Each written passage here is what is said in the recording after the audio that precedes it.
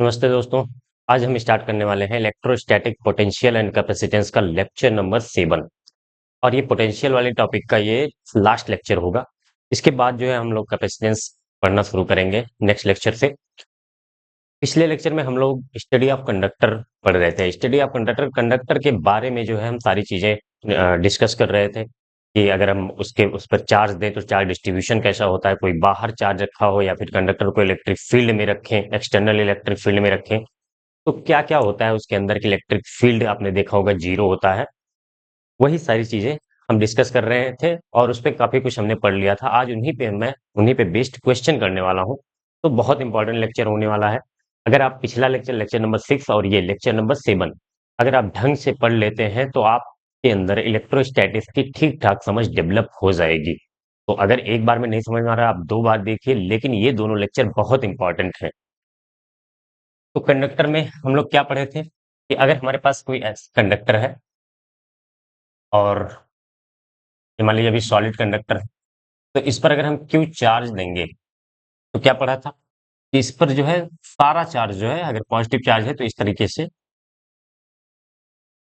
Outer surface पे सारा charge आएगा, इसके अंदर कोई चार्ज नहीं जाएगा और इसके अंदर इलेक्ट्रिक फील्ड जीरो होती है। ठीक है, पोलराइजेशन वगैरह होता है, पिछले लेक्चर में मैंने समझाया था। या फिर कोई एक्सटर्नल इलेक्ट्रिक फील्ड अप्लाई कर दें, कोई एक्सटर्नल इलेक्ट्रिक फील्ड हम अप्लाई कर दें तो भी इसके अंदर जो है कोई इलेक्ट्रिक फील्ड नहीं आने वाली है। इसी में मैंने बताया था कि अगर इसके अंदर कोई कैविटी हो तो भी कोई फर्क नहीं पड़ने वाला है, जैसा बिना कैविटी के था।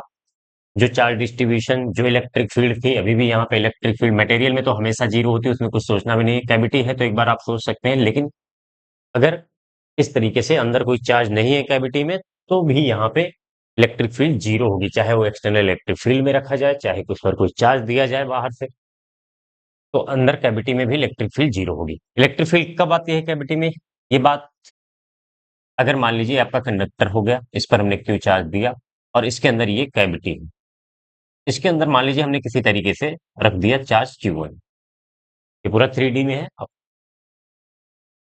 अब क्या होगा, मटेरियल के अंदर इलेक्ट्रिक फील्ड तो हमेशा जीरो होती है। इसी बात को जीरो करने के लिए यहाँ पे जो है इसके जस्ट अपोजिट निगेटिव चार्ज आता है -Q1। -Q1, अगर Q1 चार्ज यहाँ पे रखा है तो -Q1 चार्ज यहाँ पे आएगा, इस इनर सरफेस पे इस बार आएगा और अंदर जो है एक इलेक्ट्रिक फील्ड होगी।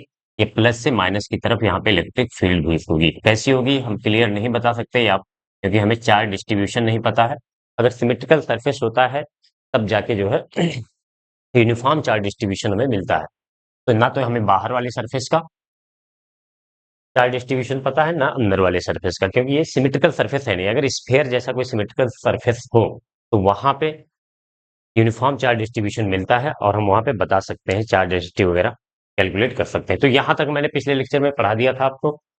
इसके बाद अब हम कुछ क्वेश्चन लेते हैं कि अलग अलग स्फेयर ले हम तो उस पर चार्ज डिस्ट्रीब्यूशन कैसा होता है। तो सबसे पहले मैं ले रहा हूँ एक स्फेयर ले रहा हूँ।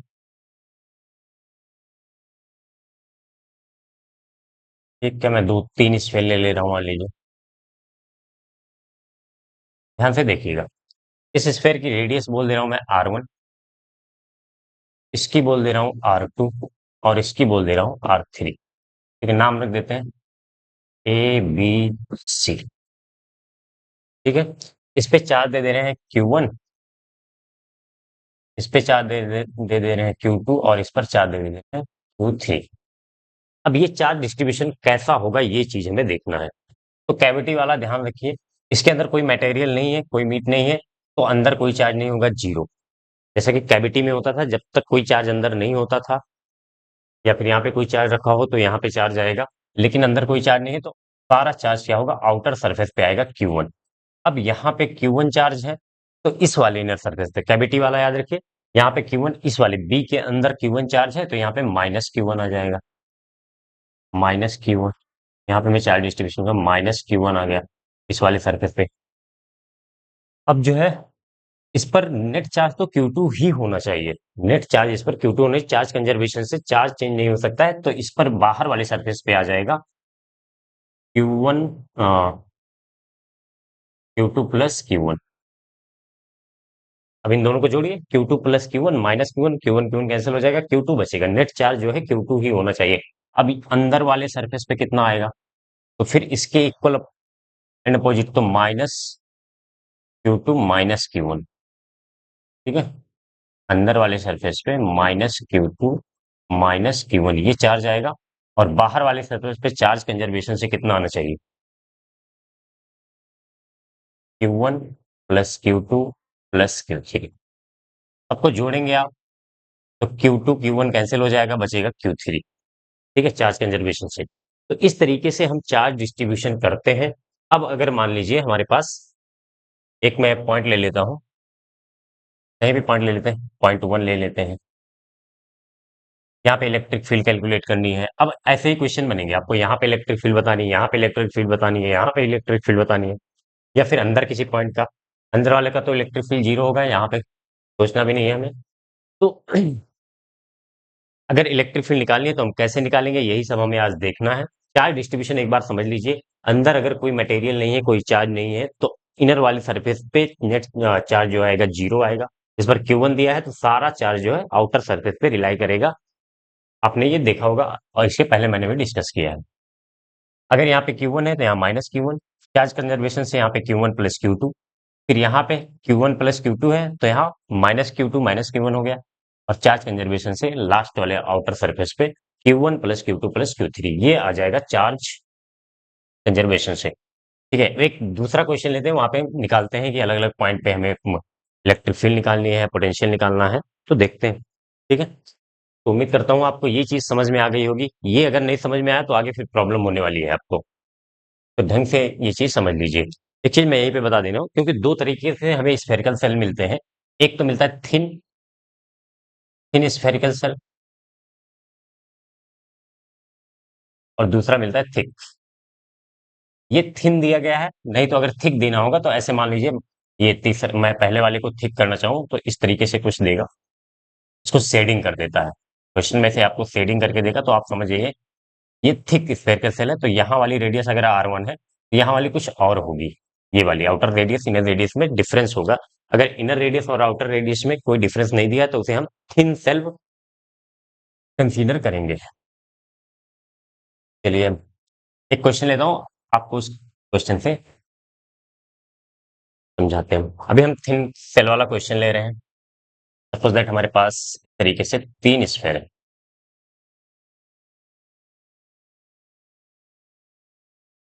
3 कॉन्सेंट्रिक थिन स्फेयर है। ठीक है, इसकी रेडियस R बोल दे रहा हूँ, इसकी रेडियस मान लेते हैं 3R मान लेते हैं, इसकी रेडियस 5R मान लेते हैं। ऐसे कुछ दिया गया है। ठीक है, चार्ज जो है, चार्ज देख लेते हैं। इस पे मान लीजिए Q चार्ज दिया गया है, Q चार्ज। इस पे जो है 3Q चार्ज दिया गया है, इस पे 5Q चार्ज दिया गया है। तो सबसे पहले अगर इलेक्ट्रिक फील्ड आपको लिखनी है तो चार्ज डिस्ट्रीब्यूशन करना पड़ेगा, लेकिन पोटेंशियल लिखना है तो बिना चार्ज डिस्ट्रीब्यूशन के भी हम कर सकते हैं, क्योंकि नेट चार्ज तो कंजर्व है। और पोटेंशियल के लिए जो है डिफरेंस, रेडियस में डिफरेंस होता नहीं। एक बार यहाँ से अगर मैं रिवाइज करवाना चाहूँ, तो आपको एक स्फेयर है, मान लीजिए अभी सॉलिड स्फेयर है। ठीक है, सॉलिड स्फेयर, और इस पर चार्ज दिया गया है, के अंदर भी चार्ज डिस्ट्रीब्यूशन है, क्यू चार्ज है टोटल। तो अगर इसके अंदर किसी पॉइंट पे, अगर हॉलो स्फेयर है तो अंदर तो इलेक्ट्रिक फील्ड 0 होनी है, उसमें कोई डाउट नहीं होना चाहिए। अंदर पॉइंट ए है, यहाँ का हमें अगर इसकी रेडियस R है, तो यहाँ पे इलेक्ट्रिक फील्ड अगर निकालनी है, यहाँ पे इलेक्ट्रिक फील्ड निकालनी है EA, तो क्या होता है, यहाँ पे हम एक स्फीयर इमेजिन करते हैं और ये अंदर वाला चार्ज रखते हैं। तो ये Q इनसाइड है इसके अंदर, तो K की जो K की डिस्टेंस है स्मॉल r है, तो K Q इनसाइड जो अंदर चार्ज है इस स्फीयर के, जहां पे हमें निकालना है जिस पॉइंट पे, उसमें हम एक स्फीयर इमेजिन करते हैं। और ये चार्ज निकालने का तरीका मैंने बताया था, चार्ज डेंसिटी वगैरह दिया था। तो अपॉन R स्क्वायर, इस तरीके से इलेक्ट्रिक फील्ड लिखते हैं। पोटेंशियल लिखना हो तो कैसे लिखेंगे? हम्म, तो सारा चार्ज जो है हम सेंटर पे मान लेते हैं, अंदर का पोटेंशियल सेम कर देते हैं। ठीक है, चलिए अभी इस क्वेश्चन से आपको समझ में आएगा। KQ/R होता है पोटेंशियल। अब हमें क्या करना है, एक पॉइंट मैं यहाँ पे ले ले रहा हूँ, पॉइंट 1। 0.1 यहाँ पे एक पॉइंट ले ले रहा हूँ, ये इसकी डिस्टेंस मैंने बोल दी x, एक पॉइंट यहाँ पे ले ले रहा हूँ, इसकी डिस्टेंस बोल दी y, और एक पॉइंट बाहर ले ले रहा हूँ, ये 0.2 है, यहाँ पे 0.3, और इसकी डिस्टेंस मैं बोल दे रहा हूँ z। इस तरीके से हमें क्वेश्चन दिया हुआ है और हमें क्या करना है, 0.123 पे इलेक्ट्रिक फील्ड लिखनी, right. Electric field at point 1, 2 and 3। पहले इलेक्ट्रिक फील्ड लिख लेते हैं, फिर पोटेंशियल की बात करेंगे। तो पहले पॉइंट 1 पे आते हैं। अंदर तो इलेक्ट्रिक फील्ड जीरो होगी, इसमें कुछ सोचना नहीं है। हम्म तो यहाँ पे निकालने की जरूरत नहीं है। अंदर इलेक्ट्रिक फील्ड, पहले पॉइंट E1 निकाल लेते हैं। सॉरी, चार्ज डिस्ट्रीब्यूशन हमने किया नहीं, चार्ज डिस्ट्रीब्यूशन पहले कर लेते हैं। अंदर चार्ज कोई नहीं है, अंदर चार्ज जो है जीरो चार्ज रहेगा। बाहर क्यू क्यू है, तो इसके कारण यहाँ पे आएगा -Q। और अगर ये -Q है तो बाहर वाले पर कितना आएगा चार्ज कंजर्वेशन से, 4Q आना चाहिए। 4Q -Q तभी 3Q होगा नेट चार्ज, तो 4Q। अगर बाहर 4Q आया है तो इस पे -4Q आएगा, और यहाँ पे -4Q है तो यहाँ पे कितना आना चाहिए, 9Q होगा। 9Q -4Q तब आके 5Q आएगा, तो यहाँ पे 9Q आ जाएगा चार्ज। ठीक है, ये चार्ज डिस्ट्रीब्यूशन कर दिया। अब हमें क्या करना है, पॉइंट 1 का इलेक्ट्रिक फील्ड लिखने के लिए हमें सबकी इलेक्ट्रिक फील्ड लिखनी है। हालांकि सब चार्ज के लिए नहीं लिखना होगा। अब अगर इसके अंदर कोई चार्ज है, इलेक्ट्रिक फील्ड जब हम लिखते हैं, इलेक्ट्रिक फील्ड जब हम किसी पॉइंट का लिखते हैं इस स्फीयर के अंदर, तो हम क्या लेते हैं, अंदर वाला चार्ज लेते हैं, और बाहर वाले चार्ज के कारण जीरो होती है इलेक्ट्रिक फील्ड, ये आपको पता होना चाहिए। और अंदर वाले सारे चार्ज को हम जहां पे निकालना है उसके सेंटर पे मान लेते हैं। तो क्या आएगा यहाँ पे, अंदर कितना चार्ज है, क्यू चार्ज है, तो Q/x²। ठीक है, इन सब के कारण, बाहर वाले चार्ज के कारण तो जीरो होगी इलेक्ट्रिक फील्ड। कैसे होती है ये सब आगे पहले लेक्चर आप देख चुके हैं। ठीक है, इस पॉइंट पे निकालना था, तो इसके अंदर जितना चार्ज आ रहा था, कितना चार्ज आ रहा है इसके अंदर, देखिए आप, क्यू चार्ज आ रहा है सिर्फ, तो क्यू के कारण इलेक्ट्रिक फील्ड बनेगी इस पॉइंट पे, बाकी सबके कारण नहीं बनने वाली है। सॉलिड स्फीयर में मैंने अभी करके दिखाया था। फिर सेकंड निकालते हैं हम E2 पॉइंट पे। E2 पॉइंट पे निकालते हैं, 2 पॉइंट यहाँ है। अब इसके अंदर कौन कौन सा चार्ज आ रहा है, ध्यान से देखिए, एक तो क्यू आ रहा है, और एक आ रहा है आपका -Q, और आ रहा है 4Q। अब ये 3Q नहीं, -Q 4Q है। नेट चार्ज हालांकि वो ये है, तो कितना लिखें, क्यू के कारण लिख देना पहले, KQ/, डिस्टेंस कौन से लेंगे, यहाँ से यहाँ की distance, by y², plus -Q का लिखें, चलो -Q का एक बार लिख ही देते हैं। हालांकि ये अगर इस डायरेक्शन में है तो दोनों की डायरेक्शन अपोजिट होगी। इधर प्लस की डायरेक्शन में प्लस से आउट साइड में होगा, माइनस के कारण इन साइड में होगा। तो -Q के कारण जो होगा इस डायरेक्शन में होगा, KQ/y²। ठीक है, अब +Q के कारण लिख देते हैं, अंदर है, +Q के कारण कितना आएगा, के 4Q, सॉरी 4Q के कारण, इसके अंदर ही है तो इसको हम सेंटर पे मान सकते हैं, K4Q/y²। तो ये दोनों एक दूसरे को कैंसिल कर देंगे, एक पॉजिटिव चार्ज है एक नेगेटिव, दोनों की इलेक्ट्रिक फील्ड जो है इस पॉइंट पे अपोजिट डायरेक्शन में होगी। तो नेट इलेक्ट्रिक फील्ड जो E2 पर आएगी, K4Q/y²। ठीक है, चलिए E3 लिख देते हैं, E3 इस पॉइंट के लिए सारे चार्ज अंदर हैं। तो अगर इस तरीके से हम देखना चाहें, तो इसके अंदर नेट चार्ज कितना आ रहा था, 2 पे जो हमने लिखा, इसके अंदर नेट चार्ज कितना आ रहा था, Q- Q कैंसिल, ये बचा 4Q।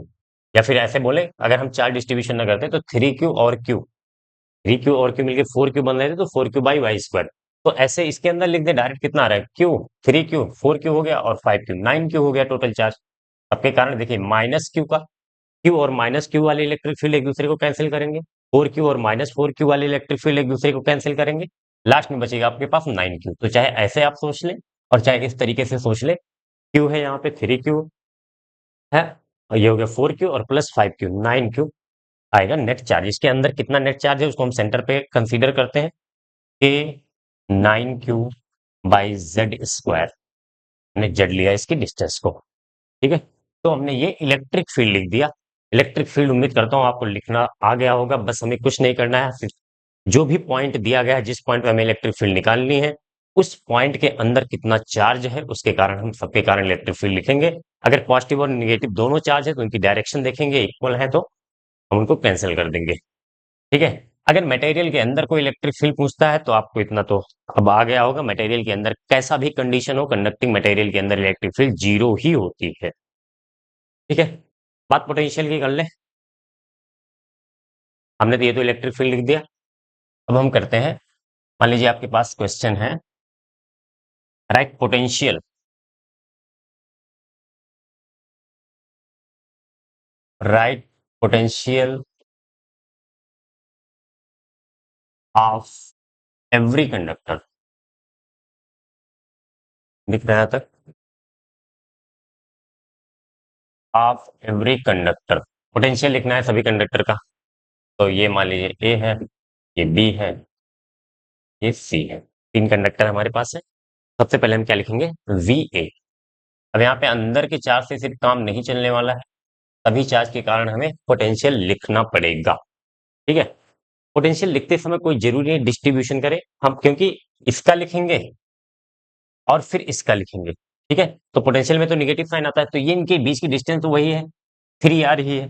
तो इसका के क्यू बाई के माइनस क्यू बाई 3r, और इसका के प्लस 4q/3r।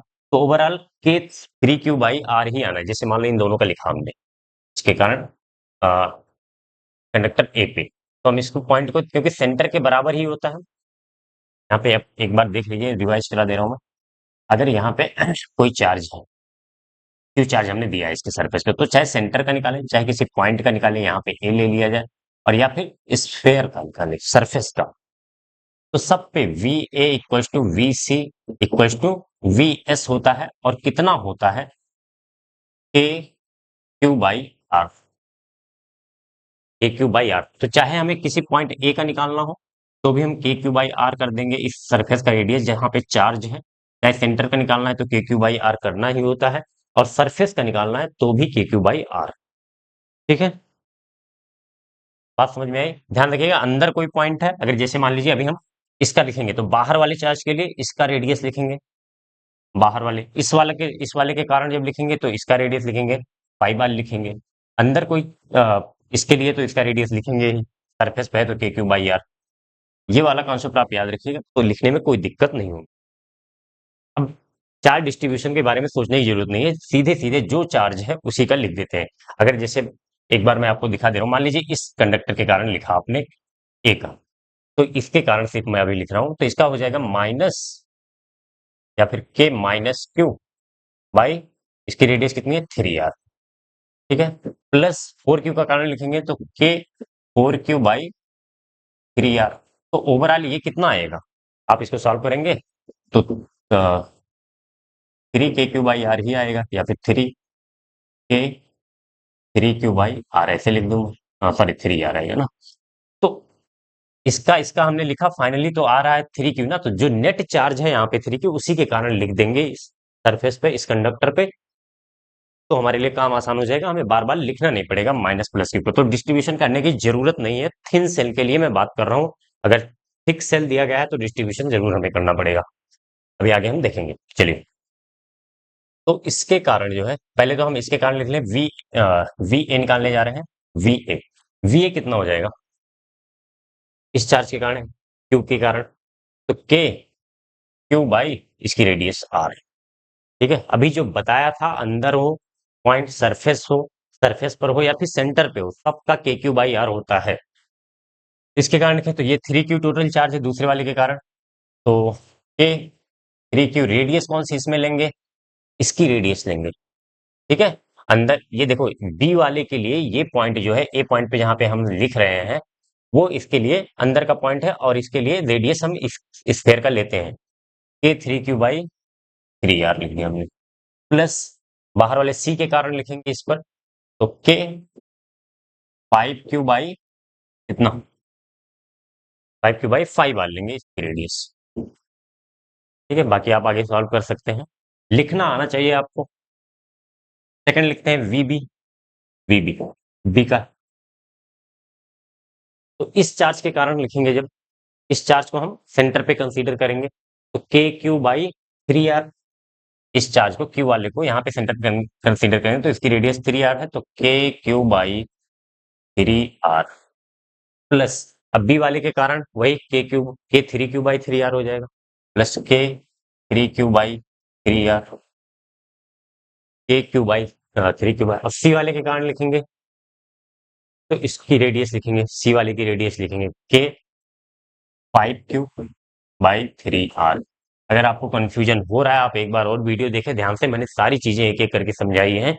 पिछली वाली वीडियो में जब हमने इसकी एक सिंगल कंडक्टर लेके, सॉलिड कंडक्टर लेके, हॉलो इस पे स्फेयर लेके सबका पोटेंशियल और इलेक्ट्रिक फील्ड निकाला है पहले वाले लेक्चर्स में, आप उनको एक बार देखिए, क्योंकि ये लेक्चर समझना बहुत जरूरी है। यहीं पे सारे बच्चों को कंफ्यूजन होती है, ये क्वेश्चन जो है सबसे टफ लगते हैं, इसी में प्रॉब्लम होती है।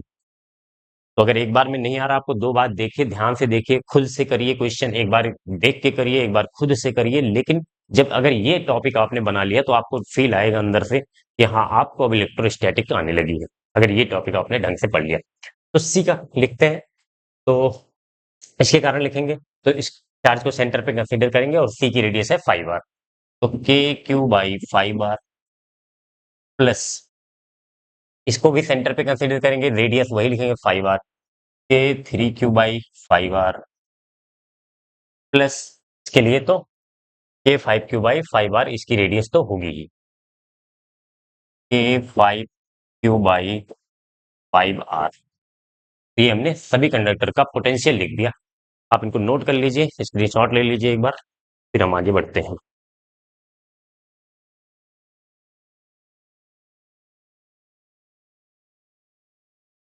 हो गया। एक बार थिक कंडक्टर ले लेते हैं, उसका भी लिख देते हैं पोटेंशियल।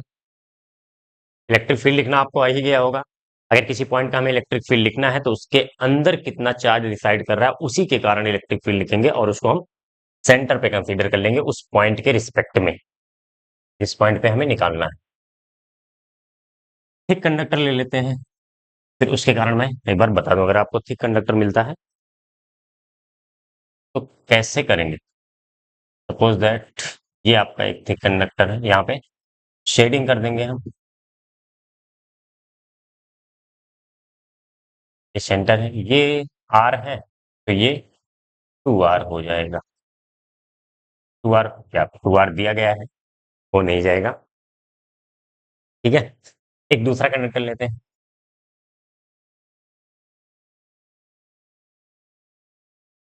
इसकी शेडिंग कर दी, तो ये भी हो गया थिक कंडक्टर। इसकी रेडियस हम मान लेते हैं 3r, और इसकी बाहर वाले सरफेस की 5r बोलते हैं। ठीक है, तो एक थिक कंडक्टर ये है, एक थिक कंडक्टर ये है। ठीक है, अब क्या करने वाले हैं हम, हमें मान लीजिए इलेक्ट्रिक फील्ड देखिए निकालना हो तो आप निकाल सकते हैं। अंदर कितना चार्ज है, इस पे चार्ज दे देते हैं, क्यू चार्ज दे दिया इस पे, और 3q चार्ज दे दिया इस पे मान लीजिए। ठीक है, तो अब चार्ज डिस्ट्रीब्यूशन कैसा होगा, इस वाले के लिए अंदर तो कोई मटेरियल, अंदर कुछ है नहीं, तो कैविटी वाला केस याद रखिए, तो बाहर इस पूरा चार्ज डिसाइड करेगा, अंदर कोई चार्ज नहीं आएगा, जीरो। यहाँ के लिए अगर क्यू है तो यहाँ पे -q आएगा, और ये -q है तो यहाँ पे फाइनल चार्ज बनेगा 4q चार्ज कंजर्वेशन से। अब जो है चार्ज डिस्ट्रीब्यूशन हमने कर लिया, क्योंकि थिक कंडक्टर है तो चार्ज डिस्ट्रीब्यूशन हमें करना ही पड़ेगा। चलिए, अब कंडक्टर का जो है पोटेंशियल जो है, आपने पढ़ा होगा कि अगर कोई सॉलिड कंडक्टर है उसके अंदर इलेक्ट्रिक फील्ड जीरो होती है, लेकिन पोटेंशियल हर पॉइंट का सेम होता है अंदर। तो यहाँ का पोटेंशियल लिख लेते हैं, एक पॉइंट मैं ले लेता हूँ ए, और यहाँ का ले लेता हूँ पॉइंट बी। तो दोनों का हमें पोटेंशियल लिखना है, पोटेंशियल लिखना है हमें, तो वी ए लिखते हैं सबसे पहले, वी ए।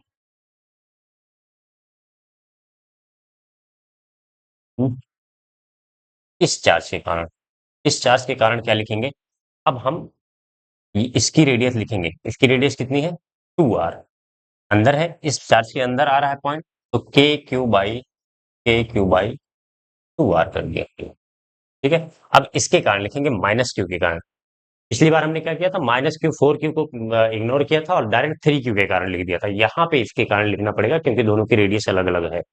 तो माइनस क्यू के कारण लिखेंगे तो हम प्लस के माइनस क्यू, रेडियस कौन सी लें, इसकी रेडियस लेंगे। ठीक है, इस पॉइंट को हम कंसीडर करेंगे एज अ सेंटर पे, क्योंकि सेंटर के बराबर होगा। ये बाहर का चार्ज है, इस पॉइंट के लिए बाहर का, बाहर वाले चार्ज के कारण जो सेंटर पे होगा, जो इस पॉइंट पे होगा, वो इस पॉइंट पे जो सरफेस पे होगा, सब पे सेम होता है। तो माइनस के माइनस क्यू लिया और इसकी रेडियस हम लिख देंगे कितनी है, 3R लिया है तो 3R लिख देते हैं, प्लस 4Q के कारण लिखेंगे। ठीक है। अब ये 3Q मत कंसीडर करिएगा, जब हमने चार डिस्ट्रीब्यूशन कर दिया है तो माइनस क्यू 4Q। अब हमारे पास यहाँ पे 4Q बचा है, तो प्लस के 4Q, इसकी रेडियस कितनी होगी, इसकी रेडियस है 5R, 5R। ठीक है, ये हमने ए पॉइंट का पोटेंशियल लिख दिया। बी वाले पॉइंट का पोटेंशियल लिखते हैं। बी वाले पॉइंट का पोटेंशियल बी पॉइंट का पोटेंशियल कितना हो जाएगा, चलिए यहां से लिखते हैं।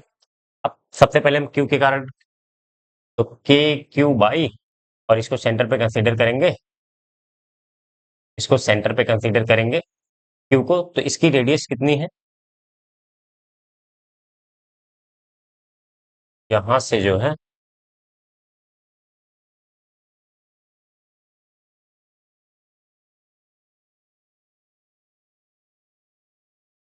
एक मिनट, के क्यू बाई बी वाले पॉइंट के लिए हो जाएगा, ये अंदर का चार्ज हो गया, तो इसकी रेडियस हम मान लेते हैं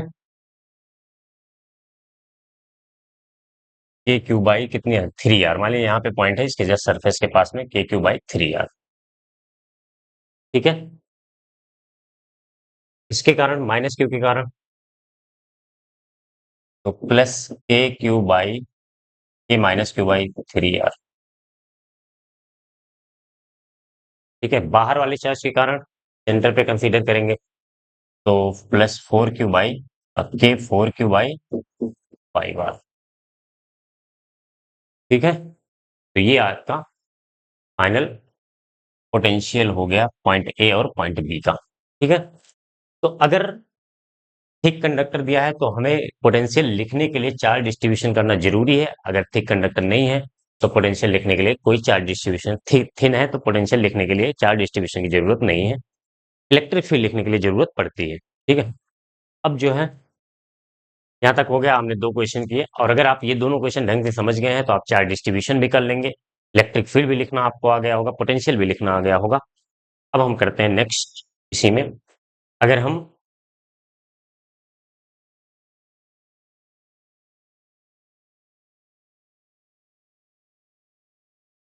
दो कंडक्टर को कनेक्ट कर देते हैं,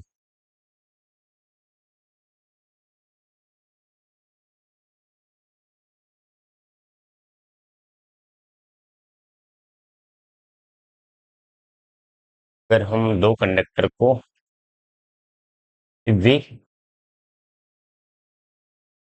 कनेक्ट टू कंडक्टर, तो होता क्या है, सपोज दैट हमारे पास एक कंडक्टर है, इस पे चार्ज है Q1, दूसरा कंडक्टर है, इस पे चार्ज है Q2। ठीक है, अब चाहे स्फेयर पे मान लीजिए आप, चलिए स्फेयर पे लिख दे रहे हैं। तो इनको हम क्या करेंगे, मान लीजिए हमने एक वायर से इनको कनेक्ट कर दिया।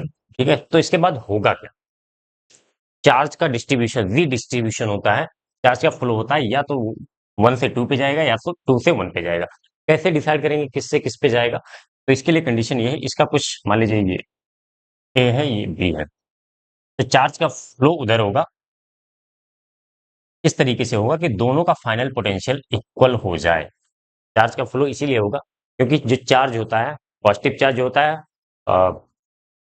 इधर फ्लो होता है हाई पोटेंशियल से लो पोटेंशियल की तरफ, और नेगेटिव चार्ज लो पोटेंशियल से हाई पोटेंशियल की तरफ। तो तब तक चार्ज फ्लो होगा जब तक V A equal to V B, इसका पोटेंशियल इसके बराबर ना हो जाए। तो यही काम अगर हमें अलग अलग स्फीयर दिए हैं, ठीक है, बस कॉन्सेप्ट इतना है, दोनों का जो है पोटेंशियल सेंड करना है हमें। अगर दो कंडक्टर को कनेक्ट किया जा रहा है और वो चार्ज कंडक्टर है तो उनपे चार्ज का फ्लो होगा, किधर होगा ये भी हम निकाल सकते हैं, आगे क्वेश्चन में करेंगे। लेकिन हमारा फाइनल जो क्वेश्चन करेंगे, उसका कॉन्सेप्ट यही है, तब तक चार्ज फ्लो होगा जब तक इन दोनों का पोटेंशियल सेम ना हो जाए। हालांकि ये बहुत कम टाइम में हो जाता है, तो V इक्वल टू वी भी हो जाएगा अगर दो कंडक्टर को कनेक्ट किया जा रहा है। तो अब इसी पे मैं एक क्वेश्चन ले रहा हूँ, इसी पे मैं एक क्वेश्चन ले रहा हूँ। क्वेश्चन ये है, स्फेयर ले लेते हैं हम लोग, 3 स्फेयर, ठीक है। इसका नाम रख दिया ए, ये बी हो गया, ये सी हो गया। रेडियस बना देते हैं, रेडियस इसकी है आर, इसकी है 2r ले लीजिए, इसकी है 3r ले लीजिए, ठीक है। इस पे जो है चार्ज है क्यू दिया गया है, इस पे 3 क्यू दिया गया है, इस पे 5 क्यू दिया गया है। इस तरीके से चार्ज दिया गया है। अब किया क्या जा रहा है कि इस कंडक्टर से इस वाले कंडक्टर को कनेक्ट करिए। ये जो है इसको क्रॉस किया जा रहा है, इसमें टच नहीं है, ये एक वायर से इसको कनेक्ट कर दिया जा रहा है, या ऐसे मैं स्विच बना दे रहा हूं यहाँ पे, ठीक है। इस तरीके से कनेक्ट करने का व्यवस्था की गई है यहाँ पे। तो चार्ज डिस्ट्रीब्यूशन अगर हम करना चाहें, हम्म, तो कैसे होगा? एक तो यहाँ पे 0 आएगा, यहाँ पे क्यू, फिर यहाँ पे -q आएगा, यहाँ 3 क्यू है तो यहाँ 4 क्यू आएगा, और यहाँ -4 क्यू आएगा, और फाइनली ये 5 और 9 क्यू आ जाएगा। इस तरीके से चार्ज डिस्ट्रीब्यूशन करना अब आपको आ गया होगा। क्वेश्चन ये है कि इफ बी क्लोज्ड, या फिर ऐसे लिखिए, when switch is closed, when switch is closed, find charge flow. Charge flow, charge कितना फ्लो होगा, या फिर कहां से कहां, ए और सी को हमने कनेक्ट कर दिया, तो अब चार्ज फ्लो होगा। कैसे होगा देखते हैं। अब हमने माना कुछ चार्ज यहाँ से फ्लो होगा, यहाँ पे जाएगा, या फिर यहाँ से आके यहाँ पे आएगा, ठीक है। तो हम क्या कर रहे हैं, इस पे हम मान लेंगे, इस पे मान लेंगे, ये पहले से क्यू दिया था हमने, चलो लिखा रहने देते हैं, ये क्यू दिया था। अब जो है चार्ज फ्लो के बाद यहाँ पे चार्ज कुछ चेंज हुआ होगा, तो हमने मान लिया एक्स चार्ज हो गया है, ठीक है। अभी चार्ज डिस्ट्रीब्यूशन हटा दे रहा हूं मैं, ये तो हो गया चार्ज डिस्ट्रीब्यूशन करने का तरीका, ठीक है। अब इस सरफेस पे कितना आएगा, देखिए अगर यहाँ पे एक्स आया है तो यहाँ पे -x आएगा, ठीक है। या फिर हमें चार्ज फ्लो निकालना है तो इसके बारे में बात नहीं, अगर इसका पोटेंशियल वगैरह लिखना होगा तो हम एक्स की वैल्यू निकाल के फिर लिखेंगे। अभी पहले एक्स की वैल्यू निकाल लेते हैं, कितना चार्ज फ्लो हुआ है, ये कैपिटल क्यू है ना। चलिए, अब यहाँ पे एक्स है, अगर दोनों चार्ज को कनेक्ट किया, दोनों कंडक्टर को ए और सी को कनेक्ट किया गया है, तो इस पे क्यू चार्ज था, इस पर 5 क्यू था, दोनों का मिला के 6 क्यू हुआ है। तो चार्ज तो कंजर्व रहेगा, कनेक्ट करेंगे तो दोनों को ऐड करें तो हमें 6 क्यू ही मिलना चाहिए। तो इस पर जो फाइनल चार्ज आएगा, इस पे एक्स आ गया है तो इस पे आ जाएगा 6 क्यू माइनस एक्स। ये बात आपको समझ में आ रही है कि नहीं? चार्ज कंजर्वेशन से जब इस दोनों को हमने कनेक्ट किया तो हमने माना यहाँ पे एक्स चार्ज बचा हुआ है, या फिर आप चाहें तो यहाँ एक्स मान लें, फिर यहाँ पे 6 क्यू माइनस एक्स हो जाएगा, वो आपको साइन के साथ मिल जाएगा। अब यहाँ पे x माना, टोटल चार्ज 6 क्यू होना चाहिए था, अब x यहाँ पे आ गया तो 6 क्यू माइनस एक्स इस वाले सरफेस पे आ गया है, ठीक है। पोटेंशियल हम लिखने जा रहे हैं, कब तक ये चार्ज फ्लो होगा, जब तक V A equal to V C नहीं हो जाएगी, फाइनली तब चार्ज फ्लो बंद हो जाएगा। इसी को निकालना है, वी ए का हम लिखते हैं पोटेंशियल, और सी का पोटेंशियल लिखते हैं, दोनों को बराबर कर देते हैं, फिर वहां से एक्स की वैल्यू हम कैलकुलेट कर लेंगे। तो वी ए लिखते हैं, ये तो लिखना ही गया होगा। अब क्यू चार्ज नहीं है यहाँ पे चार्ज है एक्स, ठीक है। तो के एक्स बाई आर, के एक्स बाई आर, ठीक है, सेंटर पे।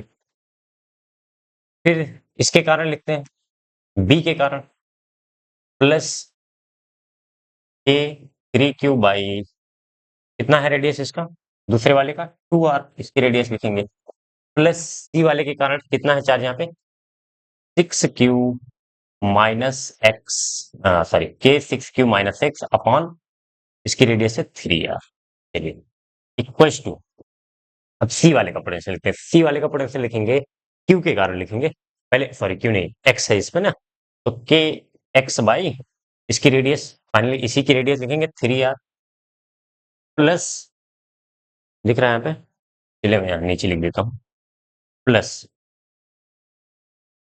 बी वाले के कारण लिखेंगे तो K three Q by three R हो जाएगा। K three Q by three R कैसे हो रहा है आप, अगर प्रीवियस क्वेश्चन आपने को समझ में आ गया होगा तो इसकी रेडियस हम कैसे लिख रहे हैं आपको पता चल रहा होगा। अब जो है सी वाले के कारण लिखें six Q minus x, six Q minus X upon, sorry के सिक्स क्यू माइनस एक्स, के जरूर है भूलिएगा मत, upon three are.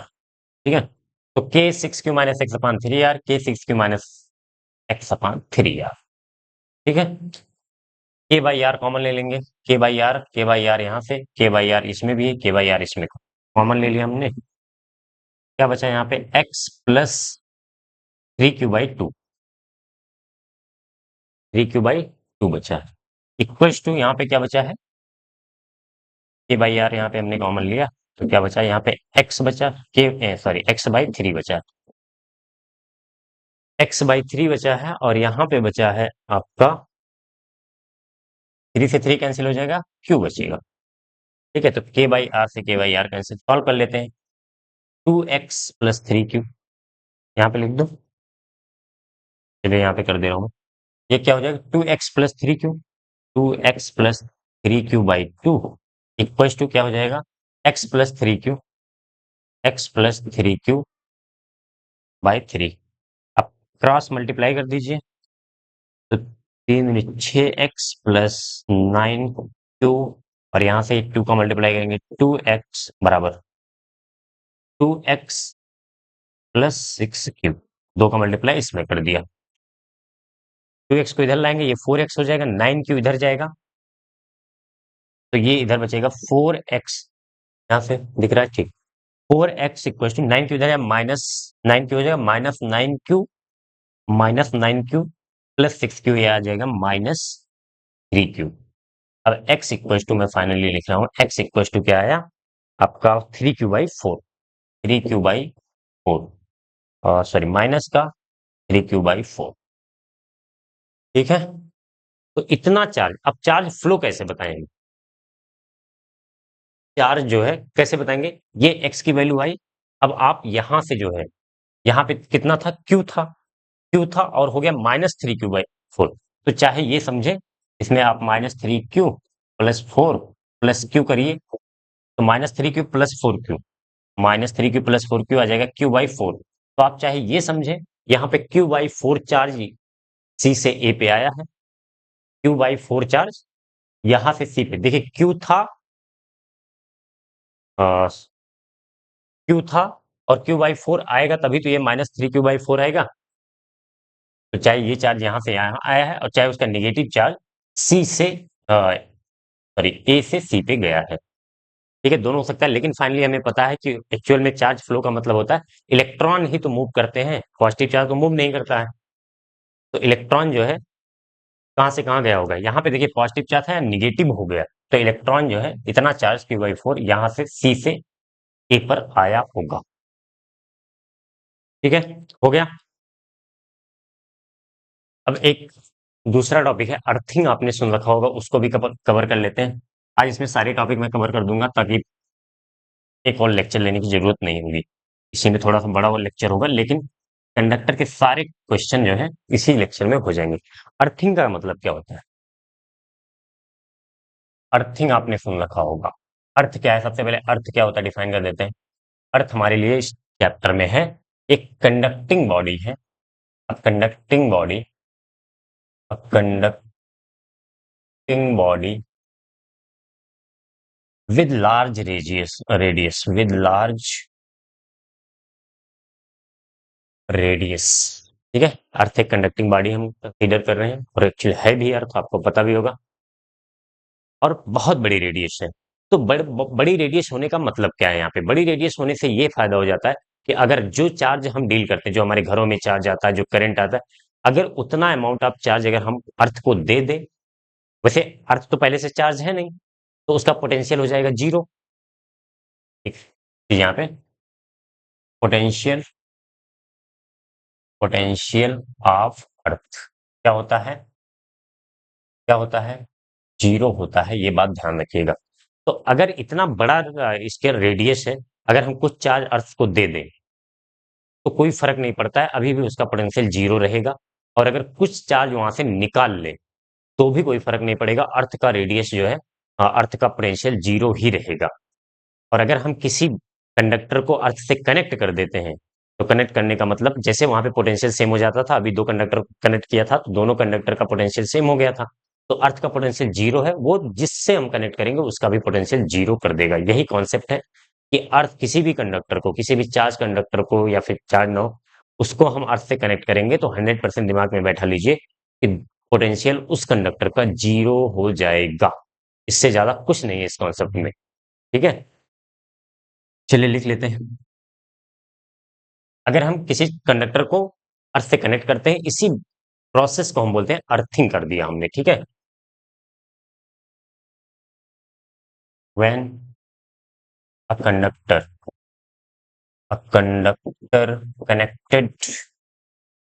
Connected to earth, earth में some charge, flow from earth, बोल दे रहे हैं, फ्रॉम अर्थ और टू अर्थ, या तो कुछ चार्ज अर्थ से कंडक्टर में फ्लो होगा या फिर कंडक्टर से अर्थ में फ्लो होगा। But potential of potential of earth earth remain zero. इस बात को आप लिख लीजिए, और potential of earth remain zero. हम किसी कंडक्टर को अर्थ से कनेक्ट करेंगे, हो सकता है उस कंडक्टर से इसमें अर्थ में चार्ज फ्लो हो सकता है अर्थ से कंडक्टर में चार्ज फ्लो हो, लेकिन अर्थ का पोटेंशियल रिमेन जीरो रहेगा। और उस पोटेंशियल, उस जो है चार्ज का भी, सॉरी कंडक्टर का भी पोटेंशियल जीरो कर देगा, क्योंकि अर्थ जब हम दो बॉडी को कनेक्ट करते हैं तो दोनों का पोटेंशियल सेम हो जाता है। अर्थ का तो जीरो रहना है, अर्थ से कनेक्टेड है कंडक्टर, तो कंडक्टर का भी zero. And potential of conductor, potential of conductor will be zero. इस बात को आप याद रखना है, यहीं से कॉन्सेप्ट बनेगा आपका, यही कॉन्सेप्ट है। यहीं से अभी हम क्वेश्चन करते हैं, एक क्वेश्चन कराऊंगा मैं अभी इस पे, अब आपको जो है समझ में आ जाएगा। ठीक है, चलिए अब जो है एक क्वेश्चन ले लेते हैं। ये बात समझ में आ गई आपको, आप नोट कर लें इसको।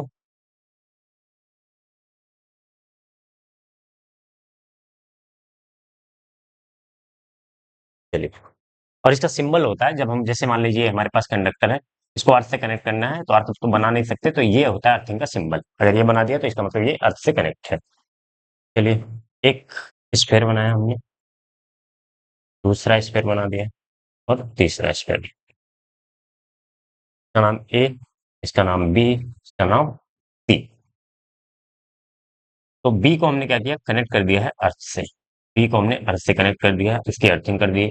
इसकी रेडियस लिख दे रहा हूं मैं, आर, इसकी 2r, ये 3r, इस पे चार्ज दिया है क्यू, इस पर 2q, फिर 3q। ठीक है, अब हो सकता है कुछ चार्ज जो है अर्थ से बी पर, क्योंकि बी कनेक्ट है, तो कुछ चार्ज हो सकता है अर्थ में फ्लो हो या फिर अर्थ से कुछ चार्ज बी पे आए। हमें नहीं पता कहां से कहां जाएगा, लेकिन फाइनली हमें ये पता है potential of B, V B equal to हो जाएगा जीरो। तो बी का पोटेंशियल लिख लेते हैं, और पोटेंशियल लिखने के लिए थिन कंडक्टर है तो हमें चार्ज डिस्ट्रीब्यूशन करने की भी जरूरत नहीं है, तो लिख लेते हैं पहले, और उसको जीरो के बराबर कर देंगे। हमने माना जब ये अभी 2q चार्ज था, हमने इसलिए दिया था, जब अर्थ से कनेक्ट किया तो फाइनल चार्ज इस पे एक्स आ रहा है। फाइनल चार्ज क्या आ रहा है, एक्स आ रहा है। अब इसको करते हैं, वी भी लिखते हैं। तो पहले इस क्यू के कारण इसको सेंटर पे मानेंगे, इसकी रेडियस 2r है, तो के क्यू बाई 2r, प्लस इसके कारण के एक्स बाई 2r, के एक्स बाई 2r, प्लस के कारण के एक्स बाई 2r, और प्लस इसके कारण जो आएगा के 3q बाई, इसकी रेडियस लिख देंगे 3r, इक्वल टू जीरो कर देंगे। के बाई आर, के बाई आर, के बाई आर कॉमन लेंगे, उधर जाएगा, जीरो से मल्टीप्लाई होगा, के बाई आर जीरो हो जाएगा। यहाँ पे बचेगा Q by 2, plus x by two plus three Q by three. इसको सॉल्व करिए, तो सॉल्व करिए। एक्स बाई टू को इधर रखते हैं, बाकी सबको उधर ले जाते हैं। तो एक्स बाई टू ये आ जाएगा माइनस क्यू बाई टू, और इधर आएगा माइनस थ्री क्यू बाई। इसको क्यों थ्री क्यू बाई थ्री क्यों लिख रहे हैं, थ्री से थ्री कैंसिल हो जाएगा, क्यू लिखते हैं, ठीक है। Minus Q by to minus Q. इसको सॉल्व कर लेते हैं आगे। तो ये हो जाएगा minus Q minus three Q by, तो एक्स इधर जाएगा, हाँ टू से टू कैंसिल कर दो, तो एक्स इक्वल टू आ जाएगा माइनस थ्री क्यू। एक्स की वैल्यू आ गई माइनस थ्री क्यू, तो फाइनली इस पर माइनस थ्री क्यू चार्ज आ जाएगा। माइनस थ्री क्यू चार्ज आने का मतलब क्या हुआ, कितना चार्ज फ्लो हुआ होगा और कहां से फ्लो हुआ होगा। अगर यहाँ पे टू क्यू है और फाइनल माइनस थ्री क्यू आ रहा है, तो इसका मतलब minus five Q charge earth से जो है कंडक्टर बी की तरफ फ्लो होगा। Minus five Q charge flow from earth to conductor B, ठीक है। देखो माइनस फाइव क्यू आएगा तो minus five Q plus two Q, तभी तो माइनस थ्री क्यू होगा। यहाँ पे माइनस थ्री क्यू आ रहा है ना फाइनल, तो माइनस फाइव क्यू अर्थ से आया, प्लस टू क्यू इस पे था, तो minus three Q final charge बचा, ठीक है। तो अर्थ से कंडक्टर बी पे आया। इस तरीके के क्वेश्चन आपको मिलते हैं अर्थिंग करने से। बस उस जिस कंडक्टर की अर्थिंग की जा रही है उस कंडक्टर का पोटेंशियल हमें जीरो कर देना है। सारी प्रोसेस के पहले ये सब हम पहले कर चुके हैं, ठीक है। कंडक्टर का पोटेंशियल लिखना हमें आता है अब। अ, एक लास्ट टॉपिक है, क्योंकि आगे हमें कैपेसिटेंस पढ़ना है, तो कैपेसिटेंस पढ़ने के लिए थोड़ा सा अभी हम कंडक्टर स्फेरिकल कंडक्टर पे चार्ज डिस्ट्रीब्यूशन देख रहे थे। अगर हमें प्लेट दी गई, जैसे देखिएगा प्लेट दी गई है, कॉन्सेप्ट वही है, बस प्लेट मान लीजिए एक इस तरीके से प्लेट दी गई है, ठीक है, थोड़ी सी पतली है। यहाँ पे हम चार्ज क्यू दें तो ये चार्ज क्यू कहाँ पे रहेगा, हमें पता है। हमें पता है ये जो है इस सरफेस पे रहेगा, लेकिन अगर हम ये बताना चाहें, ये बहुत सी है, तो क्या होता है, क्यू बाई टू इधर आता है और क्यू बाई टू इधर आता है, आधा चार्ज इधर आधा चार्ज इधर। ये कैसे हो रहा है, क्यों हो रहा है, आपको ये पता है कि इस प्लेट के अंदर मटेरियल में इलेक्ट्रिक फील्ड जीरो होगी। अगर इलेक्ट्रिक फील्ड जीरो करना है इस पॉइंट पे, तो इसके कारण प्लस क्यू के कारण इधर आएगा E1, और प्लस इस इधर वाले जो सरफेस पे चार्ज आएगा इधर आएगा E2। तो अगर दोनों इक्वल होंगे तभी तो इन दोनों की डायरेक्शन अपोजिट आएगी। अगर ये कम ज्यादा हुए तो यहाँ पे electric field net electric field बनेगी। इसलिए जो है आधा चार्ज इधर आता है आधा चार्ज इधर आता है। ये बात हो गई ये सिंगल कंडक्टर के लिए। अगर कोई सिंगल आपके पास प्लेट है, सिंगल प्लेट है, तो उस पर हम चार्ज दें, कंडक्टिंग प्लेट है, तो आधा चार्ज इधर वाले लेफ्ट सरफेस पे, आधा चार्ज राइट सरफेस पे, ठीक है। अगर हम दो प्लेट ले लें, चलिए दो प्लेट बना लेते हैं, दो प्लेट बना लेते हैं। अब हम इसको Q1 चार्ज दे रहे हैं, इसको Q2 चार्ज दे रहे हैं। अब क्या होगा, कितना चार्ज आएगा यहाँ यहाँ पे, ठीक है। तो हम क्या करते हैं, आ, पहले मैं बता देता हूँ आपको कि जितना चार्ज यहाँ पे आएगा, अभी हमें नहीं पता कितना, अब आधा आधा नहीं होगा। यहाँ पे मान लीजिए एक्स आ रहा है, तो यहाँ पे माइनस एक्स आएगा, और यहाँ पे हो जाएगा Q1 माइनस एक्स, और यहाँ पे हो जाएगा Q2 plus x. Net charge zero हो जाए, Q1 minus x plus x, x x cancel, Q1 आ गया इस प्लेट पे, minus x Q2 plus x minus x, तो ये भी Q2 आ गया। अब ये हो क्यों रहा है, ऐसा क्यों हो रहा है, ध्यान से देखिए। अगर मान लीजिए हम इस पॉइंट पे इलेक्ट्रिक फील्ड निकालना चाहिए, इलेक्ट्रिक फील्ड बहुत दूर नहीं रखे हैं, आपको पता होगा प्लेट के कारण जो इलेक्ट्रिक फील्ड आए थे वो डिस्टेंस पे डिपेंड नहीं करते थे। तो यहाँ पे मैं अगर एक गॉसियन सरफेस बनाऊं, ऐसे गॉसियन सरफेस, तो इसके सरफेस पे अंदर मटेरियल, इस पर जीरो आना चाहिए, जीरो आना चाहिए इलेक्ट्रिक फील्ड, तो इन दोनों के कारण यहाँ भी सेम होगा। अभी आगे देखेंगे यहाँ पे क्या होगा। लेकिन अगर जो भी चार्ज यहाँ पे है उसके कारण जो इलेक्ट्रिक फील्ड यहाँ पे बन रही है, मान लीजिए पॉजिटिव चार्ज है तो इधर बन रही है, ये निगेटिव चार्ज है तो यहाँ पे निगेटिव चार्ज होना चाहिए ना। अगर यहाँ भी पॉजिटिव हो गया या कुछ और हो गया, तो फिर तो इलेक्ट्रिक फील्ड यहाँ पे इसके दोनों के कारण जीरो नहीं हो पाएगी। तो यहाँ निगेटिव और इक्वल चार्ज होगा तो इधर आएगी इलेक्ट्रिक फील्ड। अब दोनों इलेक्ट्रिक फील्ड एक दूसरे को कैंसिल करेंगे, और फाइनल इलेक्ट्रिक फील्ड इस मटेरियल के अंदर, मीट के अंदर जीरो होगा। यहाँ से आप लिख सकते हैं आमने सामने की, आमने सामने की सरफेस पे आमने सामने की सरफेस पे पर equal equal and opposite charge आएगा, एंड अपोजिट चार्ज आएगा। ठीक है, इस बात को आप दिमाग में बैठा लीजिए। आगे देखते हैं। अब x की वैल्यू निकालनी हो तो हम कैसे निकालेंगे? हमें किसी भी पॉइंट को ले लेना है और इस पर इलेक्ट्रिक फील्ड को जीरो कर देना है। तो मैं यहीं पे कैलकुलेट कर दे रहा हूँ, इसी में यहीं पे कैलकुलेट कर दे रहा हूँ। यहाँ पे मान लीजिए एक पॉइंट P हमने लिख लिया, तो फाइनली EP जीरो होना चाहिए। इस पॉइंट पर हम इलेक्ट्रिक फील्ड लिख रहे हैं, ठीक है।